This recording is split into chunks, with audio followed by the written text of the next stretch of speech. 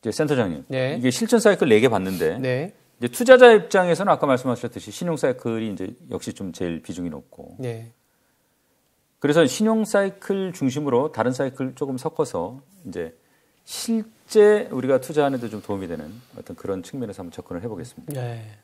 자, 신용 사이클은 일단 장단기 금리차 보자고 하셨어요. 네. 하이 일드 스프레드하고 이렇게 같이. 네. 자, 2019년 하반기 그리고 뭐 지금도 역전이 됐는데 우리가 지금 이 지표들은 우리 투자에 던져주는 어떤 그런 의미는 어떤 거라고 보세요? 일단 좀 어려우실 수 있는데 두 가지만 기억하시면 될 것 같아요. 예. 첫 번째는 장단기 금리차가 축소되고 있다라고 하면 시장이 조금은 경기가 확장의 후반부에 들어서고 있다. 경기로 따지면 이렇게 올라가고 있는 좀 삼봉우리에 있다라고 생각하시면 되는데 역전이 됐다. 그럼 이제 침체가 올 수도 있다. 이렇게 생각하시면 될 것 같아요. 예. 장단기 금리차가 다시 확장되고 있다. 확대되고 있다 그러면 경기가 바닥을 찍고 올라서고 있구나. 이렇게 해석을 할 수가 있는데 2019년 하반기에 코로나 직전에 장단기 금리차 역전이 되고 나서 6개월 만에 경기 침체가 왔죠. 그게 뭐 코로나 때문이긴 하겠지만 어쨌든 장단기 금리차는 이 두 번째 포인트는 이 장기가 단기보다 낮아지는, 즉 10년물이 2년물 금리보다 더 낮아지는 수준이 오게 되면 반드시 경기에는 안 좋은 현상들이 나타나기는 합니다. 지금 침체가 어쩌면 와 있을 수도 있는데 왜냐하면 장단기 미국의 금리가 역전되고 나서 시장이 우리나라는 작년에 30%나 하락했어요. 예. 그러니까 그 자체가 침체죠. 그래서 장단기 금리차가 역전이 되면 시장이 뭔가 고점에서 흔들릴 수 있다. 이런 걸 하나 기억하셔야 되고 두 번째는 이 장단기 금리차가 역전이 되면 침체가 온다고 하는데 그러면 장단기 금리차가 역전이 되고 나서 침체가 오고 나서 투자하는 게 맞냐 아니냐 이게 되게 걱정이 될 수 있거든요. 그렇죠. 거기서 같이 봐야 되는 게 보조지표가 정급 본드 스프레드, 하이힐드 스프레드 아니면 투기 등급 회사채 스프레드 이런 식으로 표현하는데 그걸 같이 봐줘야 된다는 거죠. 장단기 금리차가 역전이 되는데 하이힐드 스프레드 즉 투기 등급의 회사채가 소위 말하는 6%, 7% 이렇게 올라간다. 그거는 지금의 주식 가격보다 더 하락할 수 있다는 걸 내포하고 있기 때문에 지금이라도 주식을 팔아라라고 얘기합니다. 지금이라도 주식을 팔아라. 이 시간에도 장단기 금리차 역전이 됐기 때문에 하이힐드 스프레드가 6% 넘으면 주식 팔아야 돼요. 근데 하이힐드 스프레드가 오히려 안정적으로 5%보다 안 된 수준에서 유지된다? 그러면 금융과 실물은 좀 따로 분리되어 있고 실물 경제는 생각보다 잘 돌아가고 있기 때문에 주식시장은 굳이 팔 필요 없다. 이렇게 해석하면 될 것 같습니다. 좀 긍정적으로 봐도 네. 된다는 거죠. 그게 그리고 지금 상황이고요. 맞습니다. 네. 자, 달러 방향. 아마 이제 달러 인덱스가 뭐 가장 중요한 지표가 되겠습니다만은 네. 역시 이제 신용 사이클의 뭐 중요한 지표인 거죠. 이 한국 증시 투자 판단하려면 어떤 뭐 지표들하고 같이 봐야 뭐 정확한 판단을 할 수 있는 건지도 좀 설명 좀 해주십시오. 달러화를 전망한다라는 거는 지수 전망하는 것보다 더 어려울 수 있습니다. 어려울 수 있지만 제가 봤을 때의 중요한 건 또 달러화를 좌지우지하는 것도 연방준비 제도 이사회, 즉 미국의 중앙은행이거든요. 예. 그러니까 중앙은행에서 달러화가 약해지게 할 수 있는 그런 경제 지표가 나오면 달러화가 약해지는 거예요. 무슨 말이냐면 이제 또 하나 지표를 말씀드리겠는데 참 ISM 제조업 지수라 그래서 미국의 PMI 즉 구매자 관리자 지수라는 게 있습니다. 예. 그러니까 미국 기업들의 구매자들한테 지금 생산은 어떻니, 고용은 좋아지니, 신규 주문은 늘어나니 이렇게 조사하는 지표가 있는데 이게 50 이하로 내려가게 되면 달러화는 약해질 가능성이 높습니다. 그래서 달러화를 볼 때 ISM 제조업 지수가 50 이하로 내려가기 시작했다. 그럼 점점점 이제는 달러화가 약세로 전환할 가능성이 높다라고 보시면 될 것 같고, 근데 50 이상으로 즉 경기 확장 사이클로 넘어가기 시작하면 점점점 이제 연준은 금리를 올릴 가능성이 높아지지 않습니까? 그렇다 보니까 열을 좀 식히려고 해야 되니까. 그렇죠. 그래서 ISM 제조업 지수가 50 이상으로 넘어간다. 점점점 이 달러가 강세로 갈 수도 있다라는 생각을 해야 돼요. 근데 왜 이렇게 말씀드리냐면 말씀드렸던 지표가 50 이하로 내려가서 침체 구간에 가면 대부분의 사람들이 이제는 지쳐서 주식을 안 하려고 하는 사이클이기 때문에 근데 그때 달러가 약해질 수 있다는 생각을 하셔야 되는 거고 ISM 제조업 지수나 경제 지표가 50 이상 확장을 가게 되면 미국 소비 좋아지고요. 뭐가 우리나라 수출 잘 되고 있고요. 우리나라 무역 수지 플러스고요. 이런 내용이 나오기 때문에 달러가 강세가 이제 오고 있다는 것을 망각하게 돼요. 그래서 조금 엇박자를 달 수 있기 때문에 달러를 볼 때는 아까 말씀드렸던 지표가 50 이상으로 넘어가고 있는지 50 이하로 내려가고 있는지를 반드시 확인해야 된다. 지금은 이제 50 아래로 내려가. 그렇죠. 지금은 46까지 갔다가 47로 살짝 회복한 상황입니다. 자, 지금 이제 이 말씀하신 지표들이 네. 투자자들한테는 어떤 방향을 총체적으로 가리키고 있는 겁니까? 달러와의 시대는 조금 저물고 있다. 작년에는 킹달러 얘기들이 많았잖아요. 예. 킹달러가 너무 심했기 때문에 원달러 환율도 너무 강했고 우리나라 코스피도 3,300에서 2,300이 깨졌는데 올해는 달러화가 그렇게 강해지지 않을 수 있기 때문에 웬만한 자산들, 우리가 흔히 얘기하는 위험 자산들은 다 수익이 날 수 있는 해다. 이렇게 얘기 드리고 있습니다. 그러니까 뭐 그건 우리 이제 소위 말하는 코스피라는 투자 자산도 마찬가지겠죠. 맞습니다. 예. 자, 미국은 이제 서비스 산업 비중이 원래 높고 또 최근에는 뭐 사실 이제 제조업까지 좀 맞아요. 강화하려고 하는 예. 움직임 보이고 있지 않습니까? 이 달러 방향성 예측하기 위해서 이런 미국 지표들 볼 때 어떤 데 주안점을 좀 두고 봐야 됩니까? 그러니까 미국 지표가 너무 많이 나와서 예. 이게 다들 어떤 걸 봐야 되느냐라는 얘기들 하시지만 만약 미국 지표를 볼 때 가장 중요한 게 뭐가 있냐면 아까 말씀드렸던 것처럼 ISM 제조업 지수를 말씀을 드렸잖아요. 예. 그거와 동시에 나오는 지표가 한 이틀 정도의 시간을 두고 나오는 게 ISM 서비스 지수라는 게 있어요. 예. ISM 서비스와 제조업이 있는데 뭐든지 산업이 제조업 아니면 서비스로 이게 두 갈래로 나눌 수 있다고 보면 제조업과 서비스 지수가 있는데 이 둘 중에 제조업보다 서비스업 지수가 더 강해지기 시작하면 우리나라 입장에서는 좀 조심해야 된다. 왜냐? 미국은 전체 일자리에서 85%가 제조업이 아니라 서비스라는 거죠. 서비스가 강해진다는 얘기는 서비스의 일자리가 좋다라는 거고 서비스의 일자리가 좋다라는 거는 경기가 상당히 좋아지는 거기 때문에 연준 입장에서는 금리를 더 강하게 올릴 수 있다라는 거. 근데 거꾸로 서비스업이 제조업보다 상당히 안 좋아지고 있다라고 하면 이제 미국 내부의 지표로 그러면 우리나라한테는 되게 좋은 내용이라고 보시면 될 것 같아요. 그래서 ISM 서비스업 지수와 ISM 제조업 지수를 비교하는데 이 둘 간의 차이에서 ISM 서비스업 지수가 굉장히 빠르게 개선된다. 제조업보다. 그럼 좀 조심하자. ISM 제조업 지수가 안 좋아지는데 서비스업 지수가 더 빠르게 안 좋아진다. 그러면 조심할 게 아니라 적극적으로 투자하자. 이렇게 보시면 될 것 같아요. 지금 어떤 상황이에요? 지금은 ISM 제조업보다 서비스업이 조금 내려오고 있는 거죠. 그러니까 제조업도 상당히 낮아져 있고 둘 다 안 좋아져 있기 때문에 저는 지금 다 기회가 있다고 보고 있습니다. 이 최근에 보면은 사실 뭐 늘 그러긴 했습니다만은 네, 맞아요. 어쨌든 이 민감도가 더 높은 것 같은데 외국인이 사면 오르고 팔면 내려요. 이게 네. 이제 그런 좀 장세인 거. 네, 네. 이게 신흥시장으로 돈이 들어와야 자고 우리 증시도 수혜를 보는 건데. 그렇죠. 이런 관련된 신용사이클 파악할 때는 역시 우리가 이제 같이 속해 있는 중국. 네. 이 중요한 거죠. 네, 맞아요. 중국의 경제 지표가 좋아지게 되면 당연히 한국의 수출도 나아지기 때문에 한국의 흔히 말하는 원화가 개선되게 됩니다. 예. 우리나라의 원화가 개선된다라는 건 외국인들이 들어올 수 있다라는 거고 한마디로 최근에 외국인들이 우리나라 시장을 강하게 매수했었던 1월에 근원에는 중국의 제로 코로나 정책 폐기가 있었고 이로 인해서 중국의 소비가 살아날 수 있다라는 기대가 있었다라고 예. 보시면 될 것 같고요. 아까도 이제 뭐 말씀드렸지만 중국 지표 중에 또 중요시하게 보여지는 게 이제 중국에서 발표하는 PMI라는 지표가 있어요.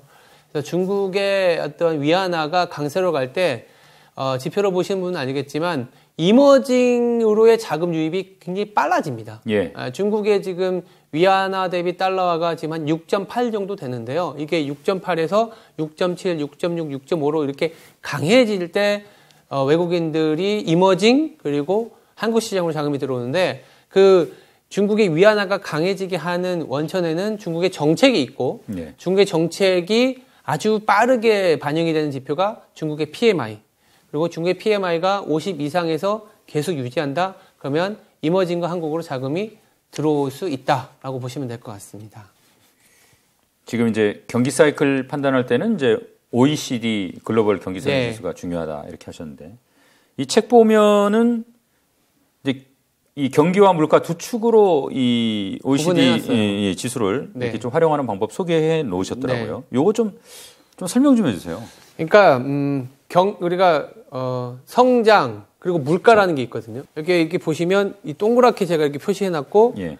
이 가로축이 성장이고 세로축이 물가로 표시해놨는데 가로축의 성장이 이 우측으로 갈수록 성장률이 높아지는 거고 예. 좌측으로 갈수록 성장률이 낮아지는 겁니다. 그리고 물가는 위로 갈수록 높아지는 거고 예. 밑으로 갈수록 낮아지는 건데 가장 좋은 거는 이거죠. 성장도 높아지고 물가도 올라가는 거. 이게 이제 인플레이션 아니면 리플레이션 환경이라고 하거든요. 예. 이때는 대부분의 자산들, 달러를 제외한 거의 대부분의 자산들이 플러스를 보이는 상황이고 근데 우리가 작년까지는 어떠냐면 성장률은 낮아지는데 물가는 높은 상황. 이게 뭐냐면 스태그플레이션. 스태그플레이션은 뭐냐면 성장률이 낮아지기 때문에 물가가 내려와 줘야 되는데 물가가 안 내려오다 보니까 이것저것 다 비용들이 높아졌기 때문에 자산이 다 수익률이 안 나와요. 예. 그나마 수익이 나올 수 있는 게 원자재 쪽이라고 보시면 될 것 같고 그리고 나서 결국은 물가가 굉장히 높다 보니까 긴축을 통해서 물가를 낮추려는 노력을 많이 하지 않습니까? 예. 낮추는 과정에서 성장도 조금 더 내려오기 때문에 성장도 낮아지고 물가도 낮아지는 약간 디플레이션 환경이 나타납니다. 이 디플레이션 환경이 지금 2023년 초반부터 중반부터 좀 해소가 될 것 같은데 디플레이션 환경에서는 선진국 채권이라든지 금을 사야 돼요. 그래서 최근에 약간 연초 이후에 채권 랠리라든지 금 랠리가 좀 있었다고 보고 있고요. 예. 마지막으로 물가는 내려가고 있는데 성장률이 올라가는 국면. 이게 디스인플레이션이라 그래서 이때는 이제 주식들을 점점점 사야 되는 타이밍입니다. 그래서 아까 얘기 드린 것처럼 OECD 경기 선행지수와 OECD 물가지수를 보면서 이게 물가가 올라가는 국면인지 내려가는 국면인지 성장이 올라가는 국면인지 내려가는 국면인지를 딱 갈라서 4분면으로 표시하면 인플레이션, 스태그플레이션, 디플레이션, 그리고 디스인플레이션 이렇게 나눠서 전체 자산을 조금은 조망할 수 있는 그런 그림이 될 수 있다라고 보시면 될 것 같습니다. 이 이익 사이클 볼 때는 한국 수출 증가율이 중요하다고 그렇죠. 하셨는데 자, 그러면 어떤 내용 중심으로 봐야 되는지 또 연관되는 지표는 어떤 게 있는지 좀 말씀해 주세요. 그러니까 한국 수출 증가율 같은 경우에는 우리나라가 뭐 매월 1일에 발표하는 데이터이고 수출 증가율을 볼 때 단순히 금액을 볼 게 아니라 저는 항상 전년 대비 증가율을 보라고 하고 전년 대비 증가율이 플러스이더라도 전월 대비 높아졌느냐 낮아졌느냐를 보라고 말씀드립니다. 예. 가장 최근의 데이터를 말씀드리면 전년 대비 증가율이 여전히 마이너스이지만 그 전월 즉 마이너스 16에서 마이너스 7%로 올라왔어요. 그러니까 그림을 그려보면 방향성이 올라가는 방향성이라는 거죠. 그래서 예. 한국 수출 증가율을 볼 때 항상 중요한 거는 그 금액이 뭐 역대급으로 낮아졌네 이런 금액이 아니라 증가율이 회복되고 있느냐 꺾여서 내려가고 있느냐 이게 상당히 중요하고 더불어서 이 수입 증가율을 같이 그려보면서 수출 증가율보다 수입 증가율이 얼마나 빠르게 내려오고 있느냐 올라가고 있느냐가 중요해요. 그러니까 지금처럼 수입 증가율이 가파르게 상승하면서 무역 수지가 적자가 날 때는 아무리 수출 증가율이 좋아져도 무역 수지 적자로 인해서 우리나라 기업 이익은 줄어들게 됩니다. 근데 거꾸로 수출 증가율은 마이너스지만 수입 증가율이 더 빠르게 하락을 하게 되면 무역 수지는 개선이 되게 돼요. 그러면 예. 우리나라 기업은 오히려 좋아지는 방향으로 가는 거죠. 근데 이 부분에 대한 판단이 여러 번 해보면 알겠지만 그냥 단순히 수출 증가율만 놓고 보면은 이거 여전히 안 좋은 거네 판단할 수 있는데 오히려 같이 그려보면 다들 안 좋게 보지만 지금 오히려 개선되고 있어 라고 자기만의 기준을 만들 수 있는 거죠. 예. 우리가 이제 핵심 사이클 지표를 살펴본 게 결국은 뭘 네. 언제 살 거냐에 이제 활용하기 위한 거 아니겠습니까? 네. 궁극적으로는. 자, 우선 크게 보면 뭐 주식이냐 채권이냐 어떤 자산에 투자할지 결정할 때 뭐 지표들을 활용하는 방법이라고 그럴까요? 네. 그거 좀 알려주십시오. 이게 참 쉽게 설명해 드려야 되는데 일단 아까 첫 번째 말씀드렸던 경기 선행지수하고 예. 그 다음에 이제 한국 수출 증가율 이 두 가지 갖고 얘기 드릴 수 있을 것 같아요. 예. 그 안에서 지표가 한 4개 정도 나올 텐데 잘 따라오시면은 괜찮을 것 같습니다. 일단 경기 선행지수가 이제 매수적인 관점에서 말씀드릴게요. 예. 우리가 지금 시장을 좀 진입한다는 관점에서 보면 경기 선행지수가 100을 기준으로 100 이상이기 때문에 확장이고 100 이하하게 되면 축소되는 국면인데 그렇죠. 예. 내가 만약 주식시장이 지금 살만한 타이밍이냐 봤을 때는 100 이상보다는 100 이하인 경우를 확인을 하라라는 얘기를 드리고 있고요. 더불어서 이 100 이하인데 경기선행지수를 이렇게 다운받아서 보면 전월 대비 전월차를 구할 수가 있거든요. 그래서 전월차가 아마 그림에도 나갈 수 있지만 전월차가 이렇게 계속 빠르게 축소되고 있는지 아니면 이게 개선되고 있는지가 중요한데 100 이하인데 전월차가 개선되고 있다. 아, 이제 슬슬 주식을 사야 될 타이밍이 오고 있구나. 즉 이렇게 가파르게 하락하는 속도가 완만해지는 구간을 보자라는 얘기이고요. 세 번째는 한국의 수출 증가율. 여러 번 말씀드리지만 한국의 수출 증가율이 그래서 이렇게 가파르게 내려오는 상황에서 한국의 수출 증가율 자체가 떨어지는 속도가 완만해지고 있느냐. 이중으로 한번 보는 거예요. 전월차가 개선되고 있느냐 아니면 마이너스 폭이 더 확대되고 있느냐. 최근과 같은 경우에는 OECD 경기선행지수가 전월차가 축소되고 있고 100 이하이고 수출 증가율도 전월 대비는 개선되고 있기 때문에 지금은 주식을 해야 될 타이밍이다라는 얘기를 드리고 있죠. 그게 이제 핵심은 제가 보니까 말씀을 들어보니까 결국은 지금 안 좋은데 네. 그래서 주식도 좀 싼데 맞습니다. 야 이거 좀 되면은 시간 지나면은 좋아지는 타이밍이다. 맞습니다. 그걸 파악하기 위해서 하는 거죠. 맞습니다. 예. 너무 이제 복잡해도 뭐 분석 실효성이 좀 떨어질 것 같고 특히 이제 저희처럼 이제 훈련이 제대로 안 돼 있는 일반 투자자 같은 경우에는 사실 더 그런데요. 그래도 이제 뭐 신뢰도를 좀 높이기 위해서 이 정도는 좀 이렇게 교차 검증해서 보는 게 좋겠다. 뭐 하는 방법은 없습니까? 아까 말씀드렸던 이 신용 뭐 여러 가지 차트들 많이 났잖아요. 예. 그 중에 가장 중요한 게 장단기 금리차라고 얘기도 드렸고 달러화에 대한 투기 포지션 예. 그리고 한국 수출 증가율 이 세 가지를 같이 봐줘야 되거든요. 한국 수출 증가율은 전 세계 이익이 늘어나고 있느냐 줄어들고 있느냐 우리나라의 펀더멘탈이 개선되고 있느냐 아니냐 이걸 판단하는 거고 그 다음에 달러화의 투기 포지션은 전체적으로 달러화가 강해지면서 펀더멘탈이 개선되는 것에서도 불구하고 미국으로만 돈이 가느냐 아니냐를 판단하는 거기 예. 때문에 달러화의 투기 포지션 같이 봐줘야 되고 장단기 금리차 레벨은 이제 경기 침체를 벗어나고 있느냐 아니냐를 판단할 수 있는 지표이기 때문에 예. 이 장단기 금리차 달러화 투기 포지션 한국 수출 증가율을 같이 봐줘야 된다는 얘기를 드리고 있는데 만약 이 세 개를 다 못 보겠다 그러면 아까 말씀드린 것처럼 OECD 경기 선행지수를 내려받아서 약간의 각용, 즉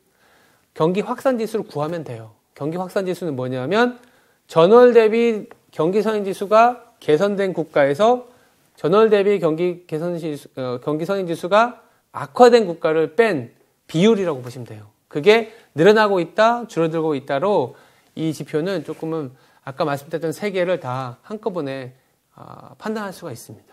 아까 말씀드렸듯이 네. 확산 지수는 발표하는 지수는 아니고 네. 계산을 해야 되는데 우리 이베스트 투자증권 들어가면 친절하게 계산해서 한 달에 한 번씩 게시를 하고 있다. 그건 좀 참고하시기 바랍니다. 네. 자, OECD 경기 선행 지수 또 경기 확산 지수 중요성 지금 강조하고 계신데 네. 자, 이걸 활용해서 뭐 자산을 좀 배분하는 그런 전략으로 좀 삼을 수도 있는 겁니다. 네, 그렇죠. 아까 그래서 이렇게 주식 아까 뭐 선행지수가 100 이하하고 전월차가 축소되고 수출 증가에도 이제는 조금씩 완만해질 때는 자산 배분 상황에서 오히려 채권보다 주식을 사야 되는 상황이라고 보시면 될 것 같고 반대로 OECD 경기 선행지수가 100 이상이고 전월차가 줄어들면서 이 올라가는 속도가 완만해지고 수출 증가율도 우리나라가 그 어느 때보다 더 좋아지는 상황이게 되면 점점점 주식보다는 채권을 사야 되는 상황이라고 보시면 될 것 같아요. 그래서 통상 이제 주식과 채권을 안전자산, 위험자산이라고 하지만 채권도 가격이 하락하면서 거의 손실이 나는 자산이기도 하기 때문에 그 경기적인 측면에서 상대적으로 수익이 보존되느냐 아니냐의 차이라고 저는 말씀드리고 있거든요. 그래서 채권을 안전자산이라고 저는 표현하지는 않습니다. 예. 그냥 경기 국면에 따라서 수익률이 주식보다 좀 나아지는 자산이냐 아니냐를 판단하는데 그렇게 되면 아까 말씀드렸던 경기 국면에 따라서 확산지수가 저점을 찍고 이제 주식을 사야 될 타이밍에는 주식 비중을 많이 늘리고 채권을 좀 줄여주는 그런 스타일로 가야 되고 거꾸로 경기 선행지수가 100 이상이고 우리나라 수출 증가율이 그 어느 때보다도 좋다고 할 때 주식을 살 게 아니라 채권과 같은 자산을 사는 게 맞다. 이렇게 보시면 될 것 같습니다. 결국은 너무 올랐을 때는 주식을 안 사는 게 아니, 뭐, 사실 그게 사는 게 좋고, 그게 답입니다. 네, 사실 네. 그 말씀이에요. 네. 자, 이 뭐 OECD 경기 확산 지수가 이제 경험적으로 적중률이 굉장히 높더라. 뭐 알겠습니다. 근데 네. 좀 이거 볼 때 주의해야 될 점도 있습니까? 아, 이게 항상 뭐 이렇게 열심히 다 얘기해 놓고 근데 꼭 과거의 수익률이 미래를 보장하는 건 아닙니다. 라고 얘기하면 그게 무슨 말이야? 이렇게 얘기는 하는데 과거의 수익률이 항상 미래를 보장하지는 않습니다. 다만 확률적으로 저희들이 여러 가지 오랜 기간 동안 단순히 경기적인 국면만 감안해도 수익률이 날 확률이 높다라는 측면에서 한번 봐주시면 될 것 같고요. 아, 예. 저거 무조건 따라하면 수익률이 100%야? 이건 아니라고 얘기를 드리는 거고, 그 상황에서 조금은 이런 생각을 할 필요가 있을 것 같아요. 아, 이런 지표를 통해서 그동안에는 옆에 있는 친구들 아니면 뉴스만 보면서 지금은 좀 소위 말해서 주식을 하면 안 돼라고 움츠러들었던 생각에서 벗어나서 이렇게 지금은 오히려 주식을 사야 될 타이밍인데 이런 약간의 자기 확신을 가질 수 있는 지표로 활용하시라 이렇게 얘기를 드릴 수 있을 것 같아요.